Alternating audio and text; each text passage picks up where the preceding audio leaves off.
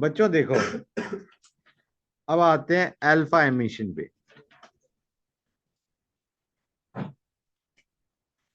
Alpha emission is what guys? Helium nucleus, right बच्चों? तो अगर एक्स जेड ए है हमारे पास, उसमें से अल्फा पार्टिकल बाहर निकल गया तो वाई बनेगा। वाई के अंदर नंबर ऑफ प्रोटॉन्स कितने हो जाएंगे? अब हीलियम में दो प्रोटॉन होते हैं, दो न्यूट्रॉन होते हैं। Z-2 हो जाएगा क्योंकि दो प्रोटॉन निकल चुके। और एटॉमिक मास से कितने का डिफरेंस आएगा? 4 का। समझ आ रहा है नहीं आ रहा है बच्चों? एक्स को बोलते हैं पेरेंट एलिमेंट और वाई को बोलते हैं डॉटर एलिमेंट। नहीं होता। Parent element, daughter element. तो अल्फा पार्टिकल से ये बनता है। अल्फा पार्टिकल बाहर निकलने से एटॉमिक नंबर में 2 का डिक्रीज आता है और एटॉमिक मास में 4 का डिक्रीज आता है। क्लियर है बच्चों? जैसे मैं एक एग्जांपल लेता हूं, U 92218। इसमें अल्फा पार्टिकल निकालोगे तो क्या बनेगा बच्चों?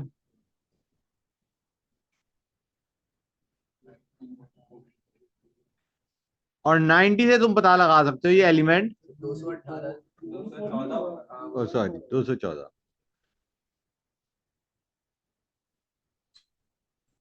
ये इसको एक काम करते हैं, ये 218, ये 238 है।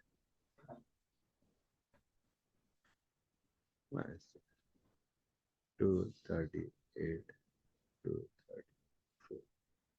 ठीक है बच्चों? क्लियर है गाइस यहां तक?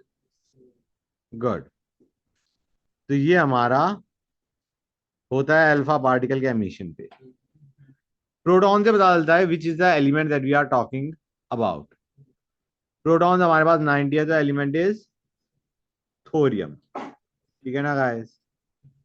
तुम एक चीज देख रहे हो, अल्फा पार्टिकल के एमिशन से जो हमारा एलिमेंट बन रहा है, that is to left to the element, to the parent element. Daughter element is lying to left to the parent element. Periodic table में दो लेफ्ट चले आओ, एक लेफ्ट दो left, in case of alpha emission. अब आते हैं beta emission. Beta emission में तुम्हारा इलेक्ट्रॉन निकल रहा है बाहर। Beta emission is emission of electron. ये न्यूक्लियस में से इलेक्ट्रॉन निकल रहा है गाइस। न्यूक्लियस में से इलेक्ट्रॉन कैसे निकला? ध्यान से देखो बच्चों, neutron gets converted to proton and electron. समझ में आया नहीं आया बच्चों? That is how emission of electrons takes place from the nucleus. Neutron जिसपे चार्ज 0 है, मास 1 है, वो एक प्रोटॉन दे रहा है जिसपे चार्ज 1 है और मास 1 है, और इलेक्ट्रॉन दे रहा है जिसका मास ऑलमोस्ट 0 है और चार्ज -1 है। ये नीचे वाली वैल्यू अभी क्या रिप्रेजेंट कर रहा है? चार्ज। ऊपर वाली वैल्यू क्या रिप्रेजेंट कर रहा है? मास बच्चों। क्लियर है यहां तक? तो this is your beta emission बच्चों। तो बीटा एमिशन में बेसिकली क्या हो रहा है? Neutron is getting converted to proton. मतलब अगर तुम्हारे पास एक्स जेड ए था, जब बीटा एमिशन हुआ तो तुम्हारा, मैं इसको ऐसे लिखता हूं, बीटा एमिशन हुआ, इन दैट केस क्या होगा बच्चों? वाई बनेगा। वाई में नंबर ऑफ प्रोटॉन्स अब कितने हैं? एक ज्यादा, एक ज्यादा। और प्रोटॉन्स प्लस न्यूट्रॉन्स कितने हैं? सेम। न्यूट्रॉन्स तो कम हो गए लेकिन एक प्रोटॉन बढ़ गया, तो प्रोटॉन्स प्लस न्यूट्रॉन्स तो उतना ही रहा ना बच्चों। ये बनेगा। न्यूट्रॉन प्रोटॉन में कन्वर्ट हो गया तो एक प्रोटॉन तो बढ़ चुका ना बेटा, तो एटॉमिक नंबर तो Z+1 हो चुका। एटॉमिक मास वही रहा क्योंकि हमारा proton, neutron has been converted to proton, तो प्रोटॉन प्लस न्यूट्रॉन का सम तो वही रहा ना बच्चों। प्रोटॉन एक बढ़ चुका, न्यूट्रॉन एक कम हो चुका, लेकिन प्रोटॉन प्लस न्यूट्रॉन की वैल्यू वही है। समझ आया नहीं आया बच्चों? तो X Z A gives Y Z plus one A. मतलब यहां पे एलिमेंट किस तरफ शिफ्ट कर चुका है? एक towards the right. Periodic table में जो हमारा पेरेंट एलिमेंट था, daughter element is shifted one right to the parent element. Clear हुआ है नहीं हुआ बच्चों? तो let me take a case, thorium 9234। इसमें हमने बीटा पार्टिकल बाहर निकाल दिया। बीटा मतलब ये बच्चों। तो अब क्या बनेगा गाइस? अब हमारा बनेगा ये। क्लियर है बच्चों? 91,234। समझ आया नहीं आया गाइस? गुड। अब आते हैं गामा एमिशन।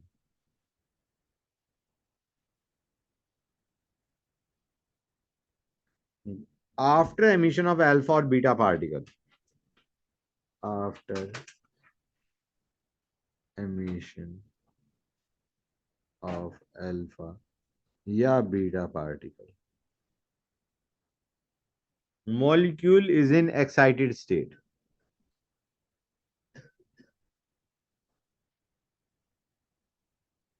या molecule क्या है? not molecule, nucleus is in excited state. Okay बच्चों? the excess of energy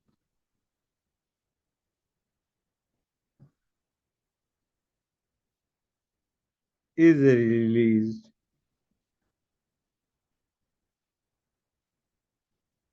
in form of gamma rays. The excess of energy is released in form of gamma rays बच्चों। ठीक है बच्चों? Clear है? The energy is release in form of gamma rays. Emission हो रहा है, right. उसके साथ साथ गामा रेज भी निकल रही होती है। ठीक है ना बच्चों? Gamma rays are short wavelength radiations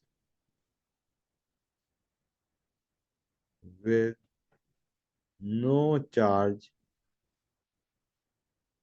and no mass,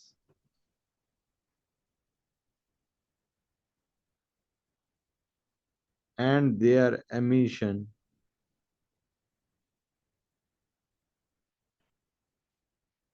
from radioactive element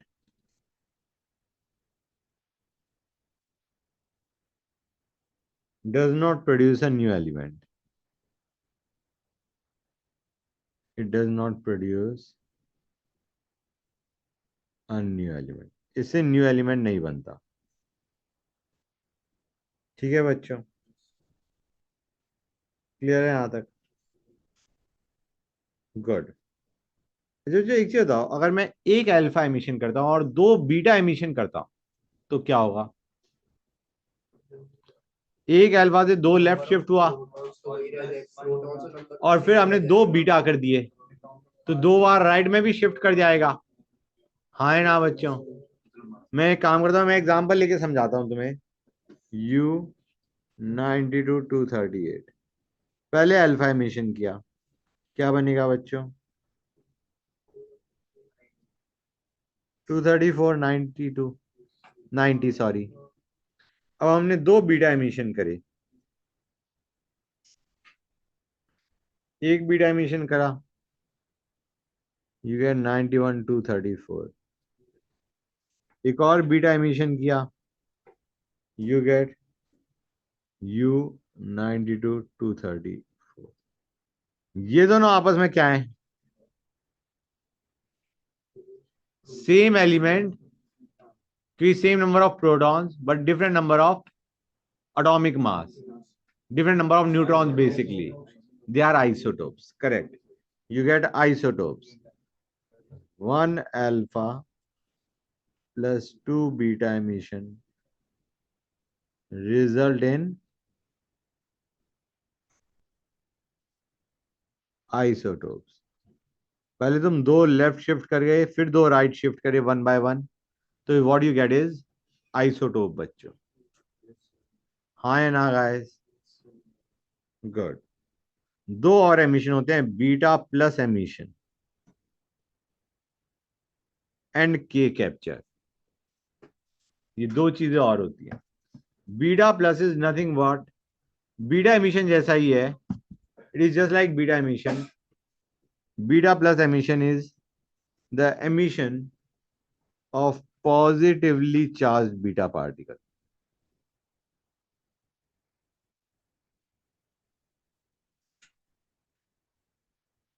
जिसे क्या बोलते हैं, पॉजिट्रॉन.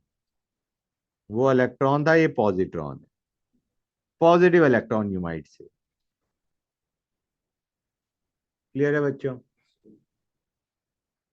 अब ये एमिशन जो भी हो रहा है, ये किससे हो रहा है? न्यूक्लियस से. अब न्यूक्लियस में तुम्हारा how do you get a positron from nucleus? बच्चों यहां पे proton gets converted to neutron and positron.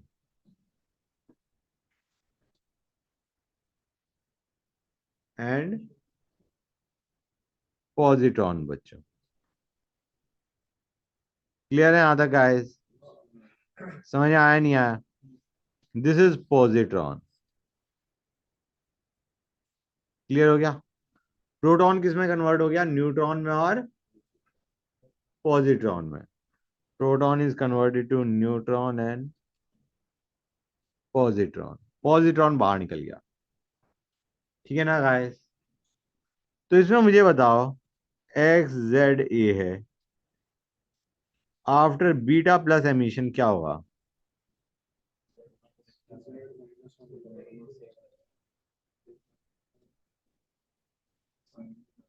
हाँ है ना? प्रोटॉन्स प्लस न्यूट्रॉन तो उतने ही रहे, लेकिन प्रोटॉन्स एक कम हो गए, शिफ्टिंग टुवर्ड्स लेफ्ट बच्चों. It is shifting towards left. Alpha में दो का शिफ्ट होता था, यहाँ पे एक का शिफ्ट हो रहा है.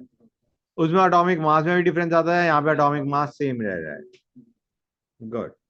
अब आते हैं के कैप्चर पे. के कैप्चर का इसमें क्या होता है? Nucleus capture the electron from के शेल.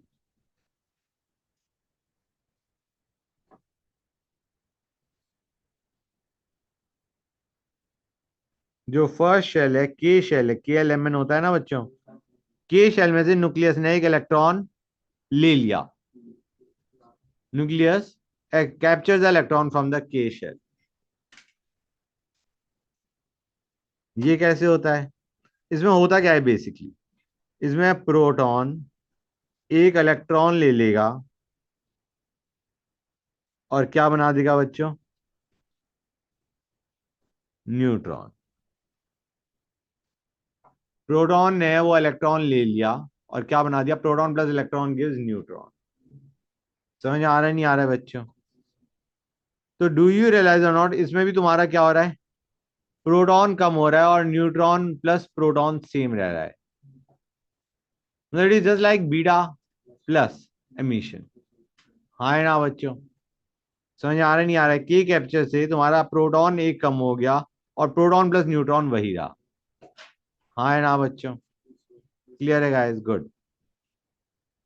एक चीज मैं और बता दूं. अब वैकेंसी जनरेट होगी नहीं होगी के शेल में? The vacancy created is filled by electrons from higher levels.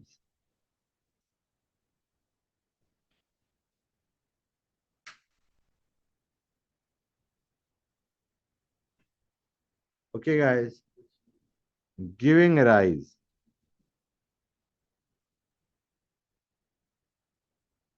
to characteristic X-rays.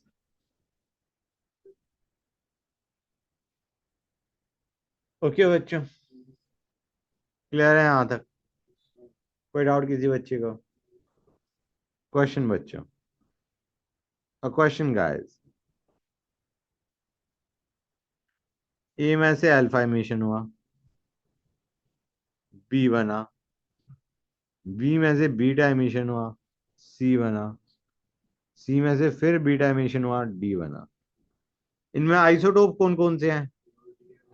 ए और डी। आइसो बार कौन कौन से हैं?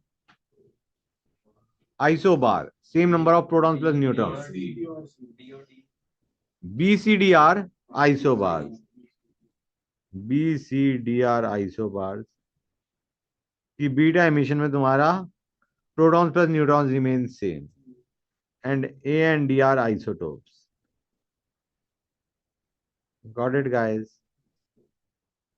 नेक्स्ट बच्चों, क्वेश्चन U92 238 वन से हमने PB82 206 बनाया, तो बताओ कितने अल्फा पार्टिकल एमिट हुए, कितना मोल हीलियम प्रोड्यूस हुआ। अल्फा एमिशन से ये बन रहा है, find moles of helium produce by 1 mole of uranium.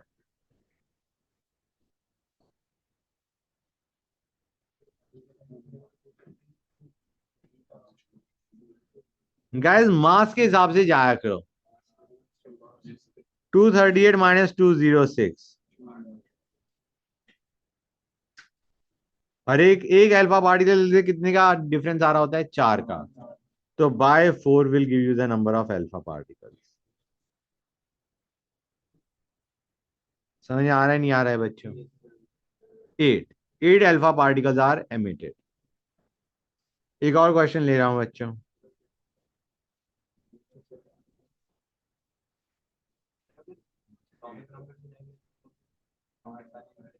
उससे भी सेम आ जाना चाहिए बेटा। हाँ 82 कहीं लिखा। अभी मैं बताता हूँ, जस्ट 1 सेक। अल्फा पार्टिकल के लिए मैं क्यों गया हूँ इस पे मास नंबर से, वो मैं अभी बताता हूँ। जस्ट गिव मी 1 सेक, एक क्वेश्चन और दे रहा हूँ, उससे क्लियर हो जाएगा। TH9234 से किस पे जा रहा है? PB84218। इसमें पूछा गया कितने अल्फा पार्टिकल एमिट हुए, कितने बीटा पार्टिकल एमिट हुए। अल्फा पार्टिकल के लिए you go as per mass number, तो it will be 234 minus 218 by 4। These are the number of alpha particles emitted. Remaining क्या एमिट हुए होंगे? पक्का बीटा का है। अब बीटा कितने एमिट हुए उसको कैसे देखोगे? तुम कहोगे 90 में से पहले अल्फा पार्टिकल जितने भी थे 2 times of number of alpha particle कर दो, और हर beta particle number of protons को क्या करता है? बढ़ाता है बाय 1। तो x x are the number of beta particles emitted will be equal to 84। 90 में से इतना अल्फा पार्टिकल से इतना डिक्रीज आ जाएगा एटॉमिक नंबर में, हर एक से 2 का डिक्रीज आता है। तो this is the new atomic number after loss of alpha particles. अब बीटा पार्टिकल से तुम्हारा इंक्रीज आता है एटॉमिक नंबर में, तो plus number of beta particles is equal to 84। यहां से एक्स कितना आएगा बच्चों, जरा बताना मुझे, कितना आएगा बच्चों? Will be 2। 2 आ रहा है नहीं आ रहा है बच्चों? अल्फा की वैल्यू पुट कर दी ना यहाँ पे, नंबर ऑफ अल्फा पार्टिकल्स।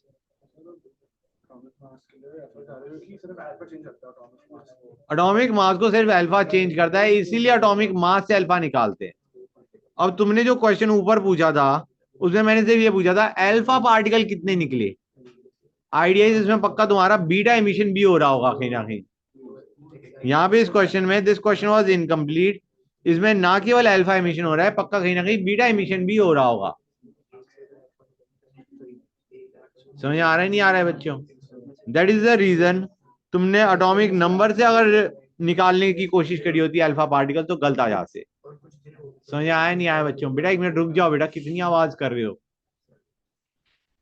समझ आया नहीं आया? क्लियर है? यहाँ पे हमने एटॉमिक नंबर से क्यों नहीं निकाला, क्योंकि इसके अंदर तुम्हारा कहीं ना कहीं बीटा एमिशन भी हो रहा होगा। समझिए गाइस? क्लियर है यहां तक? इसमें तुम्हें निकालना होता बीटा एमिशन कितना हुआ है, तो कैसे करते guys? 92 -2 alpha plus number of beta particles is equal to 82। यहां से कितना आएगा बच्चों ये?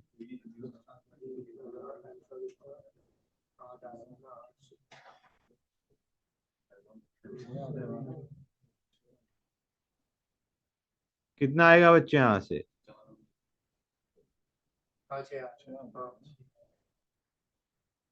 6 आ जाएगा? Are you sure?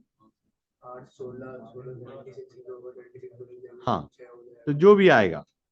समझ आया नहीं आया बच्चों? क्लियर है यहां तक? नेक्स्ट एक क्वेश्चन और लेता हूं मैं। हाँ बेटा क्या कह रहे हो? ये लो, इसके नीचे देख लो। U92-238 से जा रहा है PB 82-206। मुझे बताओ कितने अल्फा पार्टिकल एमिट होंगे, कितने बीटा पार्टिकल एमिट होंगे? Quickly tell me. कितने अल्फा कितने बीटा?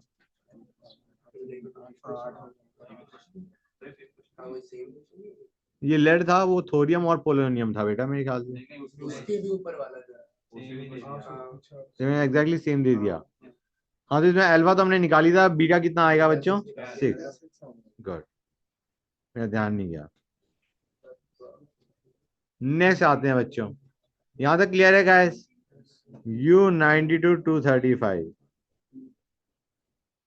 इसमें हमने it is struck by a neutron, it is struck by a neutron, it changes to barium 56-145 plus 3 neutrons plus Y।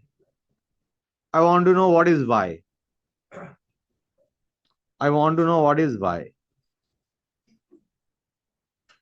Uranium के अंदर हमने एक न्यूट्रॉन दे के मारा, उससे बैरियम बना, 3 न्यूट्रॉन बने और Y बना।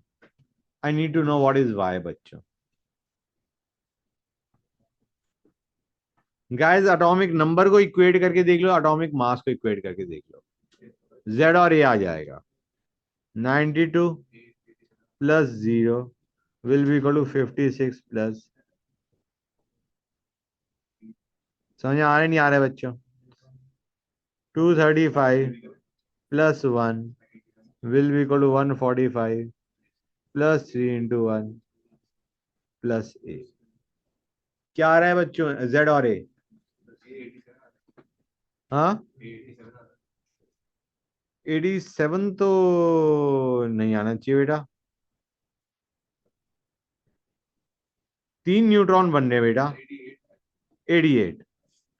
तो आइडिया इज जो तुम्हारा Y आएगा that will have atomic number 36 and atomic mass 88। और 36 का मतलब क्या हो गया? ये क्या है?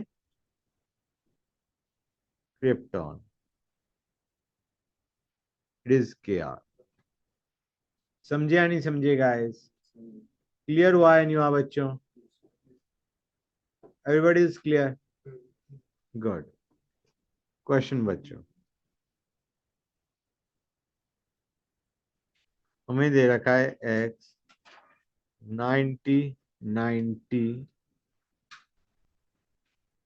232। इसने 2 बीटा पार्टिकल एमिट करे और कुछ अल्फा पार्टिकल एमिट करे। कुछ बी 2 बीटा प्लस सम अल्फा एमिट करे, उससे हमारा Y बना जिसका एटॉमिक नंबर 82 है एटॉमिक मास 212 है। बताओ अल्फा पार्टिकल कितने एमिट करे थे? कैसे करोगे बच्चों?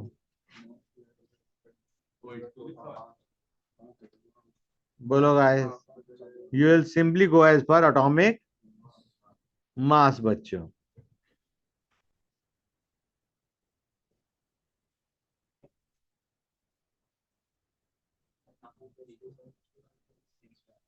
हाँ है ना बच्चों? सर अगर हाँ ऐसे बेटा। जाएंगे कि 90 प्लस 2 माइनस 12 प्लस 82 तो उससे भी तो सेम ही आ रहा है।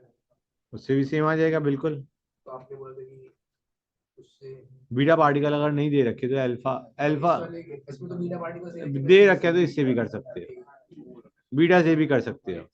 मतलब जो बीटा की इक्वेशन है उससे भी करा जा सकता है। समझ आ रहा है नहीं आ रहा है बच्चों? अच्छा गाइस एक चीज बताओ।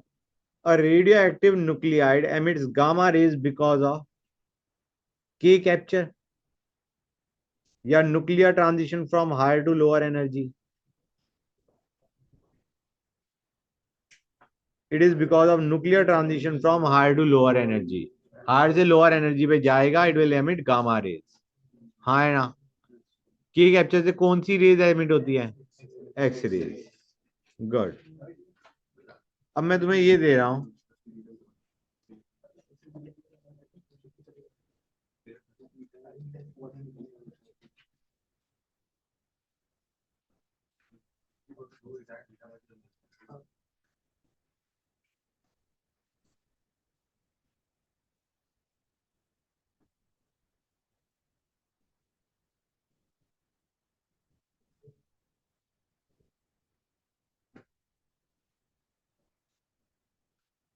इन तीनों इन तीनों डीके में कौन कौन सी एमिशन हो रही है? अल्फा बीटा गामा कौन सा एमिशन हो रहा है इन तीनों में? पहले वाले में तो बीटा हो जाएगा, पहले वाले में बीटा एमिशन हो रहा है। फिर अल्फा एमिशन हो रहा है, फिर उसमें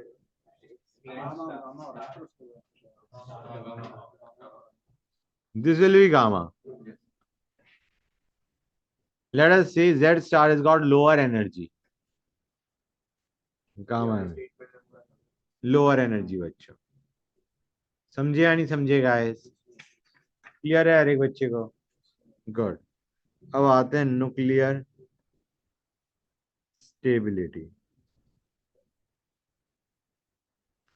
and neutron to proton ratio. बच्चों देखो पहले मैं एक कर्व बनाता हूं, उसके बाद उसके बारे में इंफॉर्मेशन दूंगा।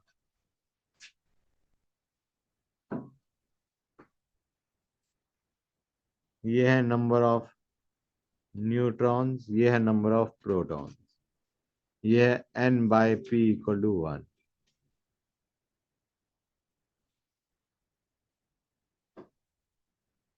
ऐसे जा रहा होता है ये। This is how it goes. इसे क्या बोलते हैं? इसे बोलते हैं स्टेबिलिटी बेल्ट। ये जो बीच का रीजन है इसे हम क्या बोलते हैं? Stability belt. मतलब जिनकी N/P रेशियो इसमें लाई करिए। किसमें बच्चों?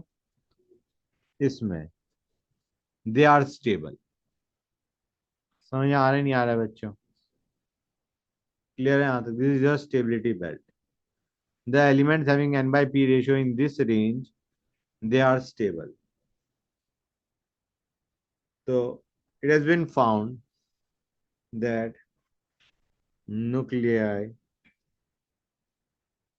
of stable atoms have N/P ratio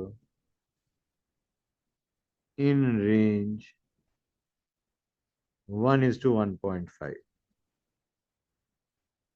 या तो 1 होगा N/P रेशियो, या जैसे जैसे तुम्हारा अटोमिक नंबर बढ़ता जाएगा वैसे ही वो रेशियो N/P की रेशियो >1 होती आएगी। दिखा नहीं दिख रहा है? Stability belt is lying above N/P = 1 ratio से। N/P = 1 से ऊपर की तरफ लाई कर रहा है stability belt. As atomic number increases, जैसे जैसे एटॉमिक नंबर बढ़ रहा है N/P ratio is lying above Y = X line. समझ आ रहा है नहीं आ रहा है बच्चों? क्लियर है यहां तक? मतलब हैवियर एटॉमिक नंबर एलिमेंट्स के लिए, जिनका एटॉमिक नंबर काफी ज्यादा है, उनके लिए प्रोटॉन से ज्यादा न्यूट्रॉन होने चाहिए for stability.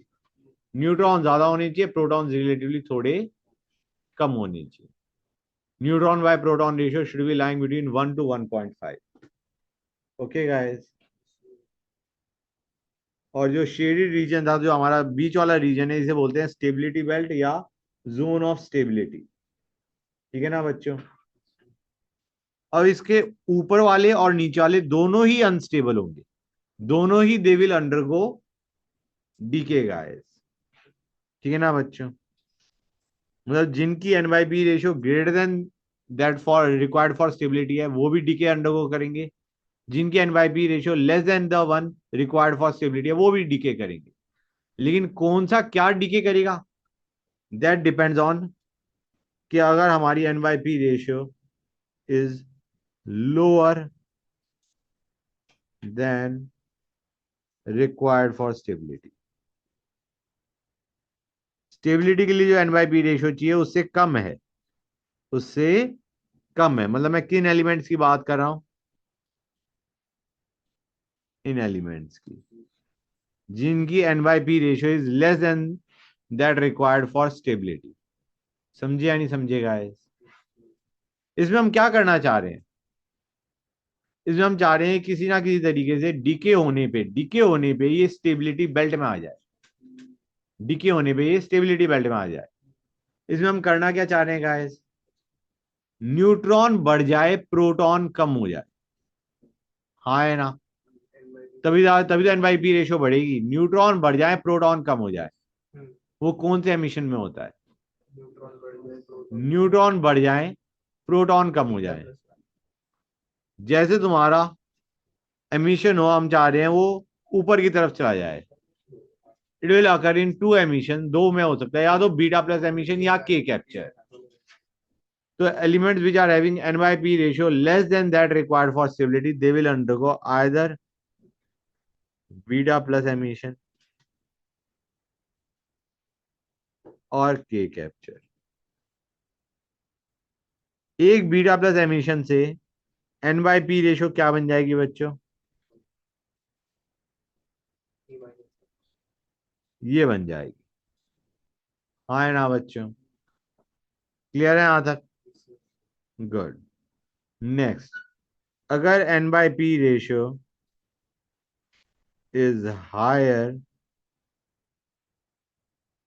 Then required for stability,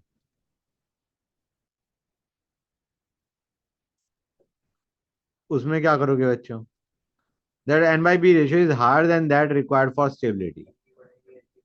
हम चाह रहे हैं, बेसिकली एलिमेंट यहाँ पे है, एलिमेंट कहाँ पे लाई कर रहा है? इस रीजन में लाई कर रहा है। हम चाह रहे हैं प्रोटॉन्स बढ़ जाएं, न्यूट्रॉन्स कम हो जाएं। It should go down, it should go for beta emission, correct? There should be beta emission in this case। Beta emission कर लो।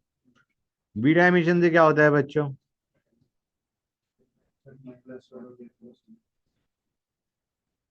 ये बन जाएगा, प्रोटॉन एक बढ़ गए, न्यूट्रॉन एक कम हो गया। हाँ है ना बच्चों? तो ऐसे केसेस में क्या होता है? Beta emission. बीटा एमिशन को बीटा माइनस एमिशन भी बोल देते हैं, कि beta plus was that positron was beta plus, so this is beta minus या बीटा। ओके बच्चों? क्लियर है यहां तक?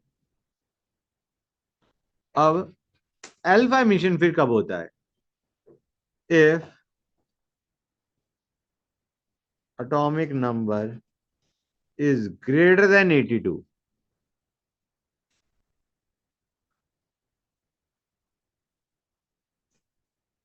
n by p ratio becomes stable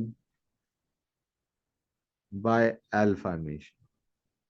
जब एटॉमिक नंबर बहुत ज्यादा है, आइडिया क्या है? प्रोटॉन प्रोटॉन रिपल्शन बहुत ज्यादा है, प्रोटॉन प्रोटॉन रिपल्शन बहुत ज्यादा है। हम चाहते हैं भाई कुछ रिपल्शन कम हो जाए प्रोटॉन्स के बीच में, we want to decrease the number of protons, तो हम अल्फा एमिशन कर देते हैं। प्रोटॉन भी कम हो गए, न्यूट्रॉन भी कम हो गए। तो ये सारे एलिमेंट कहाँ पे करेंगे, उसके ऊपर करेंगे, एल्फा की रेशो ज्यादा होगा कम नहीं, इन जनरल ये इसलिए है कि तुम्हारा you have got a heavy nucleus, उस हैवी न्यूक्लियस को लाइट करने के चक्कर में हमारा अल्फा एमिशन हो रहा है। मतलब उस बेल्ट की बेल, हाँ, ये दोनों तरफ लाई कर सकता है, ये स्टेबिलिटी बेल्ट के किसी भी तरफ लाई करे। अगर एटॉमिक नंबर तुम्हारा 82 से बड़ा है तो चांस यार उसमें अल्फा एमिशन होगा, और अल्फा एमिशन के बाद क्या एमिशन होगा, बीटा होगा, दैट डिपेंड्स कि तुम्हारा अल्फा एमिशन के बाद वो स्टेबिलिटी बेल्ट के ऊपर जा रहा है या नीचे जा रहा है। समझ आ रहा है नहीं आ रहा है बच्चों? Alpha emission will bring it down, मतलब नम पी को डिक्रीज कर रहा है, लेकिन पी को डिक्रीज करने के चक्कर में वो स्टेबिलिटी बेल्ट से ऊपर जा रहा है या नीचे आ रहा है, उसके ऊपर डिपेंड करता है कि अल्फा एमिशन के बाद कौन सा एमिशन होगा। समझ आ रहा है नहीं आ रहा है बच्चों? सिर्फ अल्फा एमिशन भी हो सकता है, बिल्कुल हो सकता है कि सिर्फ अल्फा एमिशन हो जाए। ठीक है ना बच्चों, क्लियर हो गया यहाँ तक गाइस? तो इसमें तुम्हारी एन बाई पी रेशो क्या पहुंच जाएगी, n-2/p-2, it will become n-2/p-2,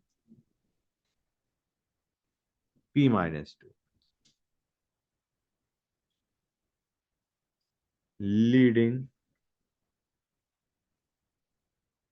to reduction in proton-proton repulsion, leading to reduction in proton-proton repulsion। समझ आया नहीं आया बच्चों? क्लियर हो गई ये चीज हर एक बच्चे को? That's good. Next, rate of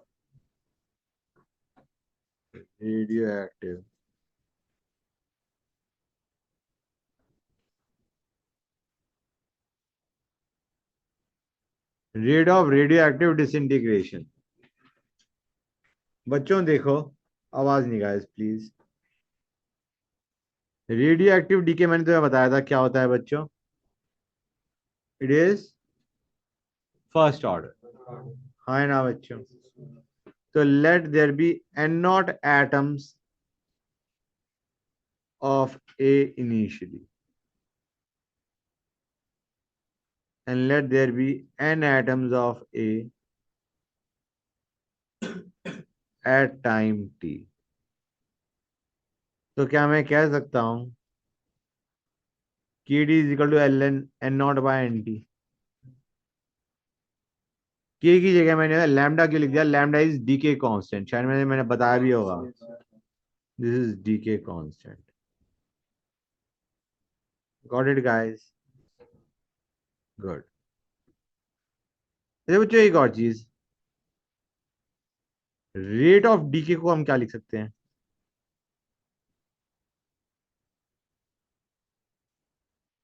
it is, ध्यान से देखो बच्चों, can I write this down as, rate हमारा क्या होता है, के इंटू कंसंट्रेशन ऑफ ए। यहाँ पे can I write this down as K N, where n are the number of atoms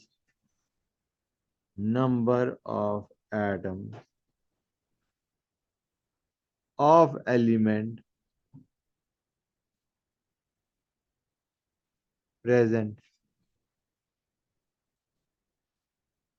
element being your reactant, element being your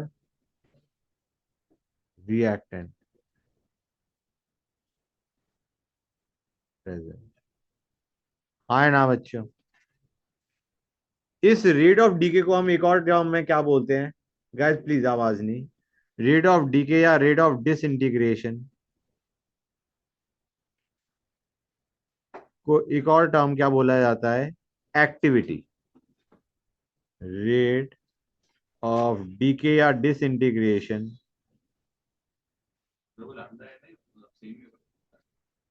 हाँ sorry, let me use the term lambda only. ठीक है guys, rate of disintegration is also called activity. तो activity initially क्या हो जाएगा, lambda N naught. हाँ activity at time T क्या हो जाएगा,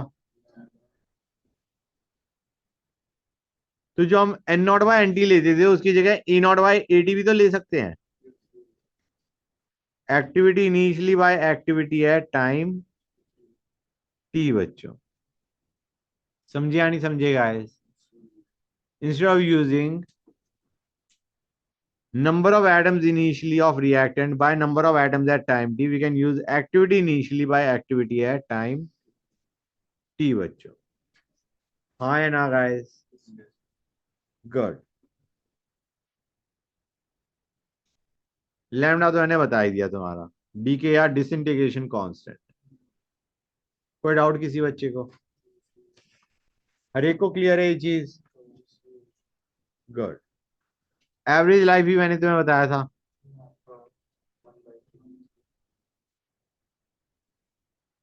average life is the time taken to convert for, yeah, time taken for concentration of A to reduce to A not by A not से ए naught by ई जाने में जो time लगा, that is average life. हाँ है ना बच्चों, तो इट बिकम्स 1/k। हाँ है ना बच्चों, तो it is basically T half by L N two, और it is 1.44 into T half. Clear है बच्चों, हाँ है ना गाइस, क्लियर है यहां तक। It is the time during which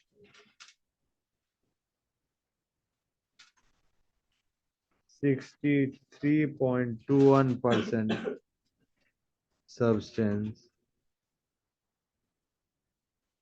undergoes decay। ये how did you arrive at 63.21, इतना डीके कर गया, कितना डीके करा है, हमने कहा था ई नॉट से ई नॉट बाई ई पहुंचने में जो टाइम लगा, that is your average life. मतलब इतने से इतना पहुंच गया तो डीके कितना कर गया,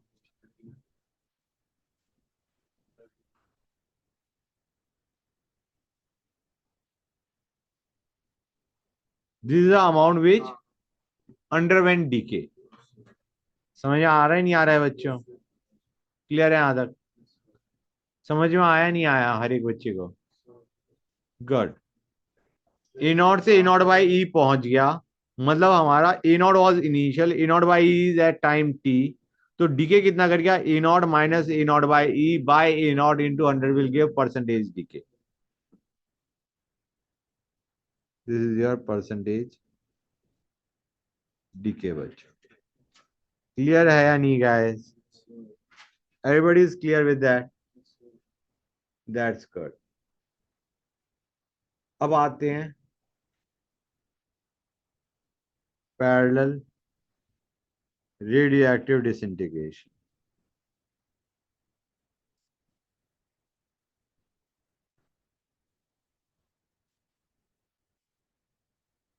पैरेलल रेडियोएक्टिव डिसइंटीग्रेशन बच्चों, ए बी दे रहा है,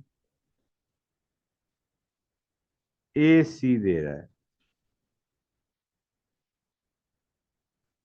डी के कांस्टेंट हमें लैम्डा 1 और लैम्डा 2 दे रखे हैं, तो फ्रैक्शनल यील्ड ऑफ बी कितना हो जाएगा बच्चों,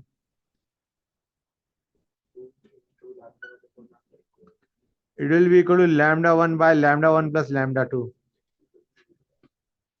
फ्रैक्शनल यील्ड ऑफ सी क्या हो जाएगा बच्चों, हाँ है ना बच्चों, B and C are formed in the ratio lambda 1 is to lambda 2। Clear है गाइस, गुड। ये था हमारा पैरेलल डिसइंटीग्रेशन का। अब आते हैं सीक्वेंशियल। ए ने बी दिया, बी ने सी दिया,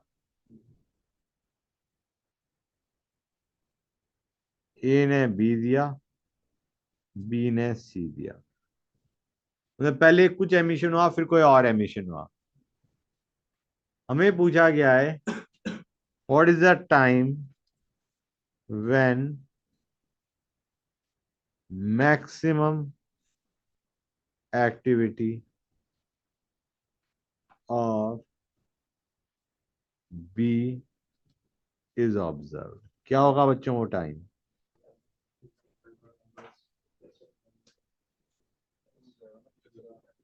ये इसको मैं लैम्डा नहीं लिख रहा, मैं के लिख रहा हूं, K1 K2।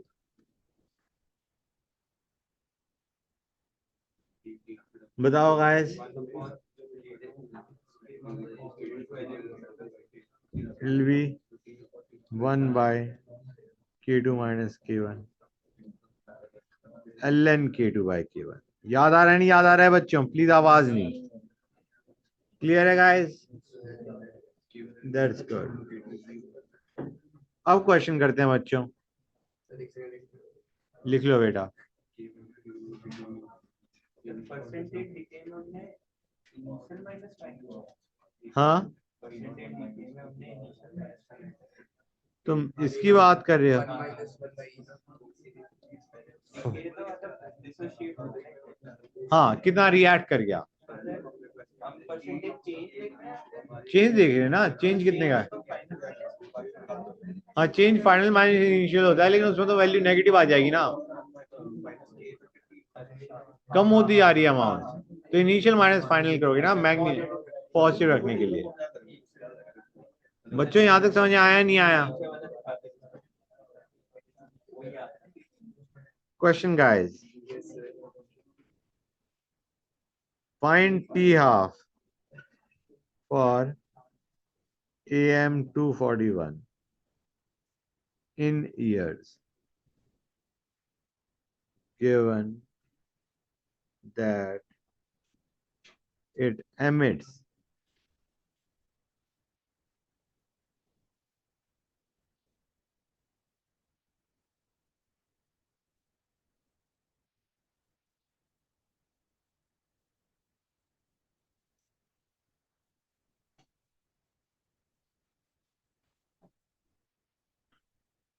बच्चों टी ऑफ पूछा गया है guys.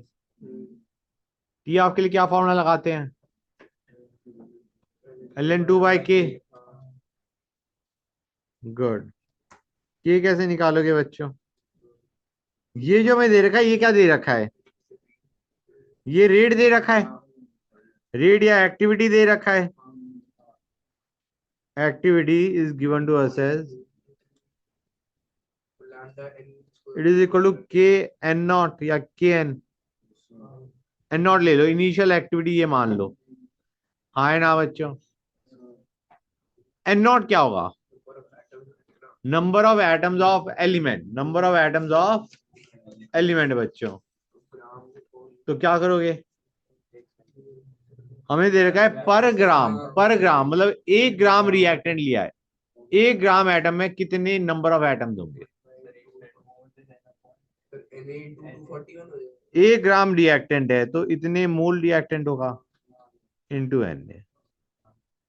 This is n0 guys. समझ आया नहीं आया? मैं लिख देता हूं, this is the number of atoms of element undergoing decay।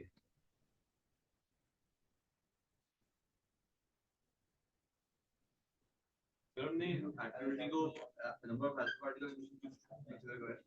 हाँ बेटा, तो एक्टिविटी को नंबर ऑफ एक देखिए रेट ऑफ डिसइंटीग्रेशन ही तो बता रहा है ये, कि कितने अल्फा पार्टिकल एमिट हो रहे हैं, कितने डिसइंटीग्रेशन हो रहे हैं पर सेकेंड। बीटा पार्टिकल हमें दे ही नहीं रखा तो हम इग्नोर कर देंगे। हाँ इग्नोर कर देंगे। वी आर जस्ट अज्यूमिंग कि जो डिसइंटीग्रेशन हो रहा है उसमें सिर्फ अल्फा पार्टिकल एमिट हो रहे हैं। जब कुछ नहीं दे रखा तो हम यही अज्यूम करेंगे बच्चों। अच्छा गाइस एक और चीज, यहाँ पे तुमने n0 पता है, तुम्हें एक्टिविटी भी पता है। एक्टिविटी कितनी है? 1.2 इंटू 10⁻11। वहां से k आ जाएगा, ln2/k तुम्हारा टी ऑफ दे देगा। टी ऑफ किस में देगा? सेकंड में देगा ये। तुम्हें उसे ईयर्स में कन्वर्ट करना पड़ेगा बच्चों। हाँ, तो आवर्स में कन्वर्ट करके फिर तुम्हें डेज में कन्वर्ट करके you will have to convert it to years. हाँ, एक और क्वेश्चन लेते हैं बच्चों, आवाज नहीं please. How many atoms of 0.1 gram atom, gram atom पता है क्या होता है बच्चों? Mole atom of a radioactive isotope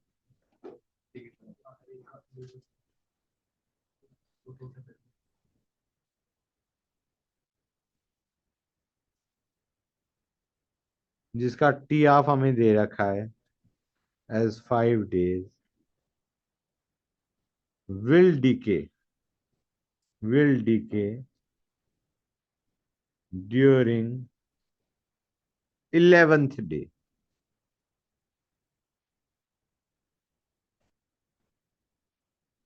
11 day में कितना डीके होगा? अब यार हमें ये पता है 10 डेज के बाद कितना बचेगा, निकालना आता है। 11 डेज के बाद कितना बचेगा ये भी हमें निकालना आता है। कहना इसे 10 डेज के बाद जो बचा माइनस 11 डेज के बाद जो बचा is the amount which decayed during the 11th day. That is how you will calculate guys। 10 days के बाद जो बचा माइनस 11 डेज के बाद जो बचा will give us the amount decayed during the 11th day। निकालो बच्चों, do it guys। I need a proper expression that will give the answer। After that I'll solve। Take 2 to 3 minutes and solve it बच्चों। Guys इधर ध्यान दो, आवाज आ रही है ना बच्चों, ऑनलाइन वाले बच्चों? हम कहेंगे कि ए गिविंग बी मान लो, ए के 0.1 ग्राम एटम है। हमें कहा गया है how many atoms of A R remaining after 11 नहीं है डिकेड ड्यूरिंग द 11 डे। तो एक काम करते हैं, सबसे पहले 10 डेज के बाद देखते हैं अमाउंट रिमेनिंग। अब 10 डे तो हमारा पी ऑफ का मल्टीपल है, तो इट वुड बी बेटर अगर हम ये वाला फॉर्मूला यूज करें। A10/A0 will be equal to 1/2 raised to power n, where n are the number of half life. 2 half life हो चुकी 10 दिन में, तो यहां से a एट 10 तो आ जाएगा, इट बी 0.1/4। ये क्या बता रहा है बच्चों? ये 0.1/4 क्या बता रहा है? इतने मोल एटम्स ए के बच रहे हैं आफ्टर 10 डेज। इतने mole atoms of A remain after 10 days. क्लियर है यहां तक? 11 डेज के बाद करना है तो you will have to use the formula KT is equal to ln A0/AT। हाँ है ना बच्चों? क्लियर है यहां तक? A0 is 0.1। अब मैं ले रहा हूं A11। 11 डेज के बाद कितना बच रहा है? K कैसे निकालोगे? ln2/T half into 11 days will be equal to ln, यहां से A11 निकाल लोगे गाइस। अब इतने हमारे पास बच रहे थे मोल एटम्स आफ्टर 11 डेज, इतने मोल एटम्स बच रहे थे आफ्टर 10 डेज। तो how many atoms decayed, how many mole atoms decayed during the 11 day? इतने मोल एटम्स डीके करके ड्यूरिंग द 11 डे, या इतने नंबर ऑफ एटम्स डीके करके during 11 day. Number of atoms decayed during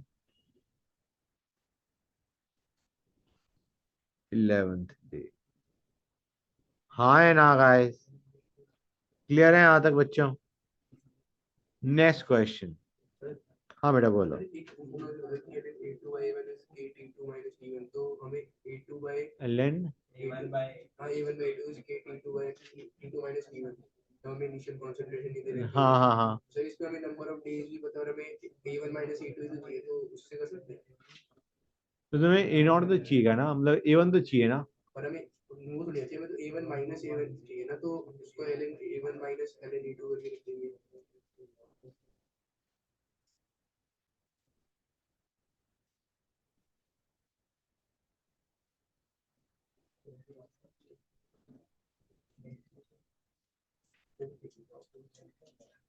अब क्या करोगे? उसको ln A1 minus ln A2 करके फिर शाबाश, फिर log both sides पे करके फिर बनेंगे। हाँ ये मैं समझ गया, ये वाला फॉर्मूला लगा सकते हो 11 डे के लिए, ठीक है ना। और हमें तो A1 माइनस A2 चाहिए ना, तुम्हें A1 माइनस A2 चाहिए, कैसे तो निकालोगे? A1 minus A2 L N A1 minus L N A2 से तो A1 बाई A2 ही निकलेगा।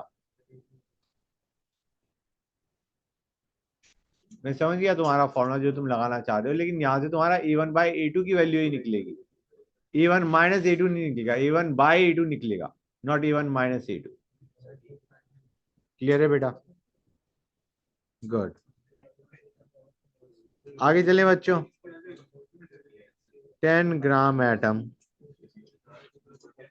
Of S R disintegrated. हाँ सर पिछले वाला जो क्वेश्चन है उसमें जैसे जो इक्वेशन बन रही है वो 0.1 के मल्टीप्लिकेशन में 1/2 की पावर 11 बाय 5 माइनस 1/4 आ रहा है। तो 2 की पावर 11 बाय 5 को क्या अप्रोक्सीमेशन करना पड़ेगा? 2 की बार 11 बाय 5। और इसका क्या लेना है? और नहीं ये बन रहा है सर, ये क्वेश्चन इक्वेशन दिखाओ बेटा। तो सेकंड वाला बेटा इसको तुम ऐसे सॉल्व नहीं कर पाओगे। तो ये जैसे जो मैंने क्या किया है जो ये 10/5 तो तुम कर ही नहीं सकते ना। तो मैं सीरियसली जो ये क्वेश्चन है ना ln n0 upon n1 वाला हाँ हाँ हाँ उसमें 11/5 और 10/5 था, उसको मैं 2 की पावर में लेगा हाँ तो उससे ln खुल जाएगा। हाँ, ठीक है। तो n1 और n2 आ लेंगे लेकिन इसको इसको याद हो, इसकी वैल्यू तुम्हें दे रखी होगी एग्जाम में। या अप्रोक्सीमेट करना ये अप्रोक्सीमेट नहीं, या फिर तुम्हें लॉग में पूरा सॉल्व करना पड़ेगा, ऐसे नहीं कर पाओगे। होगा अप्रोक्सीमेशन दो से जो भी है। नहीं, लॉग में इन द सेंस, लॉग के अंदर तो फिर तुम एग्जैक्ट कर सकते हो ना। लॉग 11/4 जो है, 11 बाय क्या है, 11/5 है, तो 11 को लॉग 11 की वैल्यू दे रखी होगी उन्होंने, कि वैल्यूज दिए बिना नहीं कर सकते। नहीं इसका लॉग लेने तो 11 में फिर तो आ ही जाएगा। नहीं, मैं वैसे कह रहा हूँ कि आइडिया इसकी, या तो तुम्हें लॉग पकड़ा देंगे हो, या इसकी वैल्यू पकड़ा देंगे, otherwise you can not solve this question. इसकी वैल्यूज दे रखी होंगी। हाँ, क्वेश्चन में नहीं दे रखा, ये तो वैसे क्वेश्चन बना रखा है ना मैंने।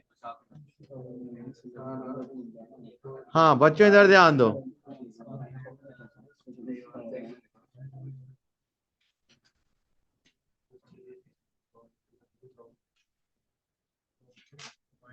गिविंग अल्फा पार्टिकल, बच्चों आवाज नहीं, in 1 hour helium gas collected at STP is 11.2 centimeter.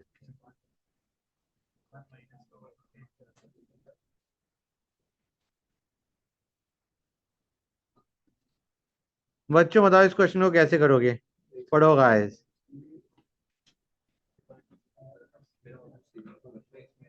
यहाँ पे मैं मान के चल रहा हूं एक एक्स डिकम्पोज होने पे एक अल्फा पार्टिकल दे रहा है। That is something I am assuming guys.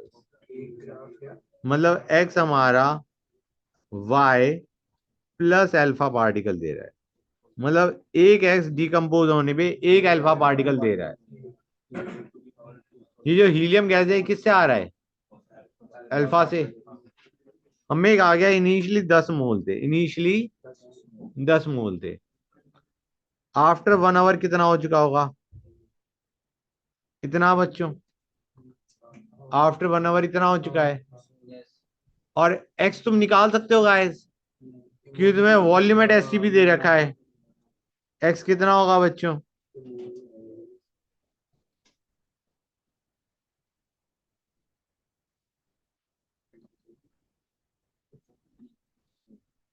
अब तुम्हें ए नॉट सॉरी एन नॉट पता है, एन टी पता है, टी पता है 1 आवर, के आ जाएगा, के आ गया तो टी ऑफ आ जाएगा। समझे या नहीं समझेगा? क्लियर हुआ है नहीं हुआ बच्चों?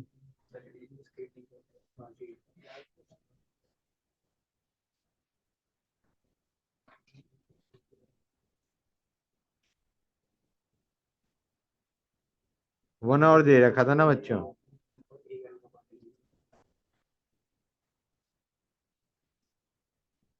प्लीज टेल मी समझ में आया नहीं आया ये चीज?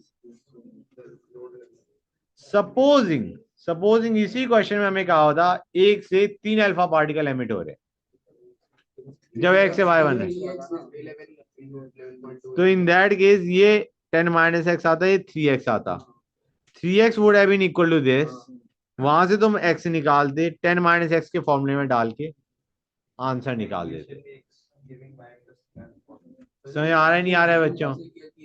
अगर हमारे को यहाँ पे x giving y plus 3 alpha होता तो only change would have been 3x equal to this, बाकी इक्वेशन में कहीं भी चेंज नहीं आता। हाँ बोलो। हाँ ऐसा हमें दिया नहीं हुआ, लेकिन उसके बिना तुम क्वेश्चन नहीं कर सकते।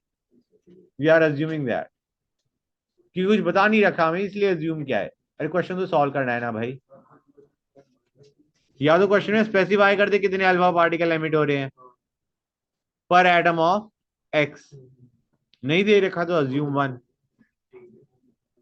समझ आया नहीं आया बच्चों? क्लियर है guys? Question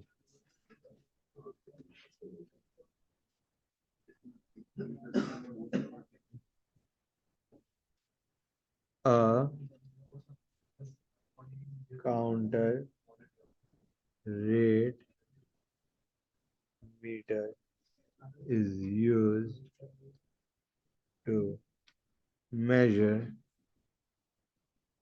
activity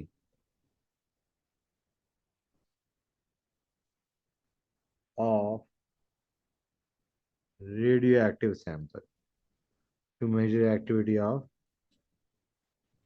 radioactive sample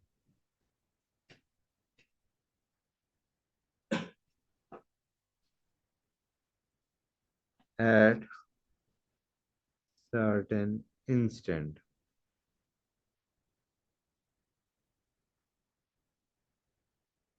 count rate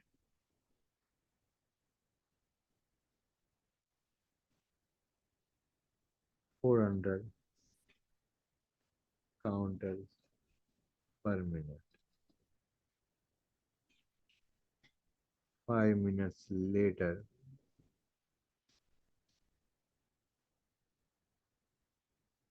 count rate is 200 counters per minute. Calculate decay constant। क्या आएगा बच्चों? Anti half.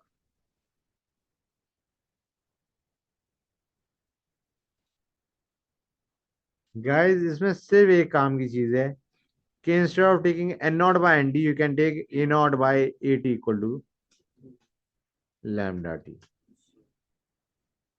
और सही पूछा जाए, हमें at a certain time instant दे रखा है, तो यहाँ पे हम ये वाला फॉर्मूला भी नहीं लगा रहे होंगे, हम लगा रहे होंगे A1/A2 इज इक्वल टू के T2 - T1। समझ आया नहीं आया बच्चों? Will be using this formula, कि इसको एक तरीके इनिशियल मान लिया, ये है टाइम टी हो गया, और जो टी है दैट इज 5 मिनट्स। समझे या नहीं समझेगा है?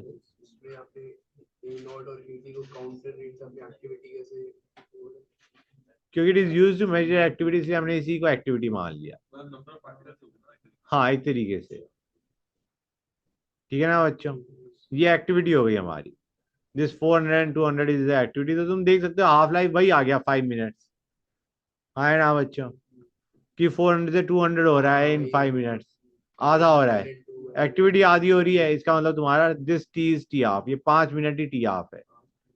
और उसके बाद फिर तुम ln2/t will give us k या डी के कांस्टेंट। हाँ है ना बच्चों?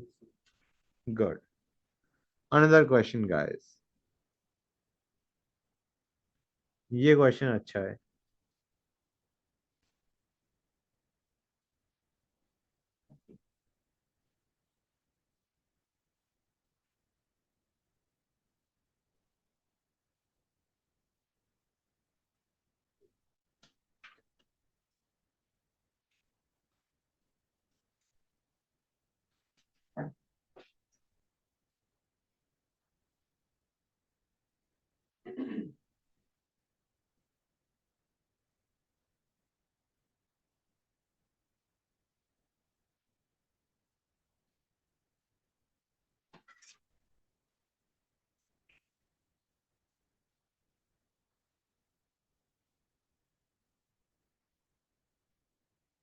λ1 भी हमें दे रखा है, λ2 भी दे रखा है।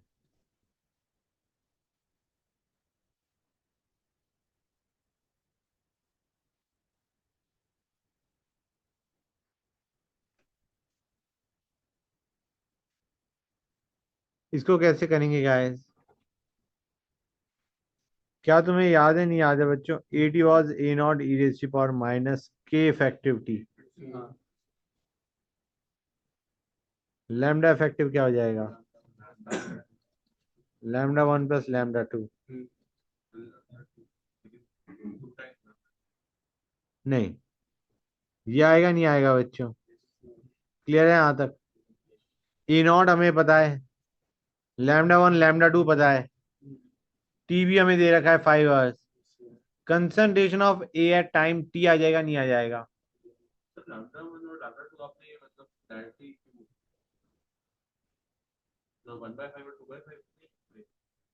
नहीं बेटा नहीं। ट्राई टू अंडरस्टैंड, जो तुम्हारा रेट ऑफ रिएक्शन है वो तुम्हारा क्या है? जैसे हम पैरेलल रिएक्शन में देखते थे, उसमें ए फॉर्मिंग बी और ए फॉर्मिंग 2 से होता, तो उसमें हम हाँ a1 + 2k2 दे देते थे। इसमें क्यों नहीं करते थे? बेटा कौन से में? हाँ मैंने किया था। पैरेलल रिएक्शन में हाँ उसमें हम k में हम 1 दे देते थे, 2 टाइम्स।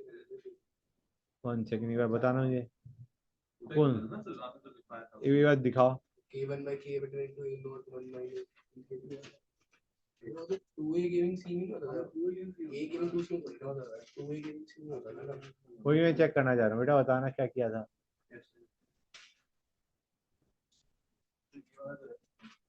हाँ एक बार जरा दिखाना।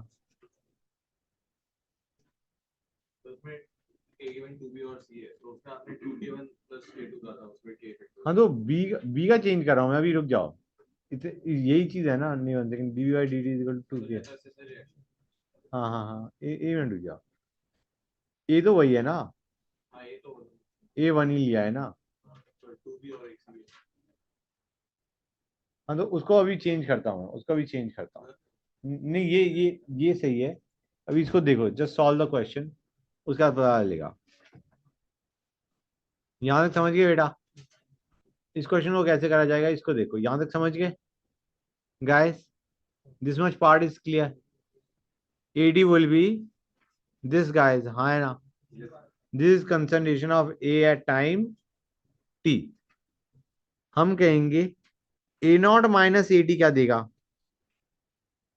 अमाउंट ऑफ ए कंज्यूम्ड, हाँ है ना बच्चों? विल इट और will it not give amount of A consumed बच्चों? हाँ है ना गाइस? अब देखो बच्चों हम क्या करेंगे, ध्यान से देखना। हम कहेंगे E naught minus A D is amount of A consumed. Basically अगर तुम ऐसे एक्सप्रेशन में देखो तो it is something like this.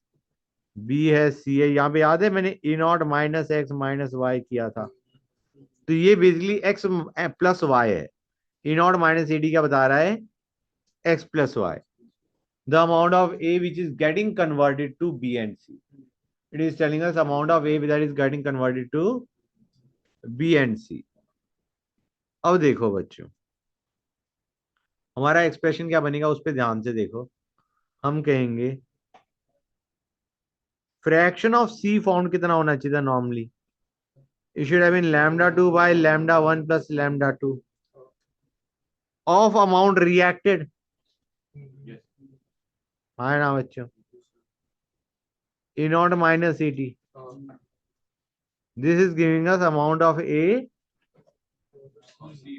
This, ये normally क्या होता है, amount of C formed. हाँ ना बच्चों, क्लियर है यहाँ तक कि C is in proportion lambda 2 by lambda 1 plus lambda 2, right guys?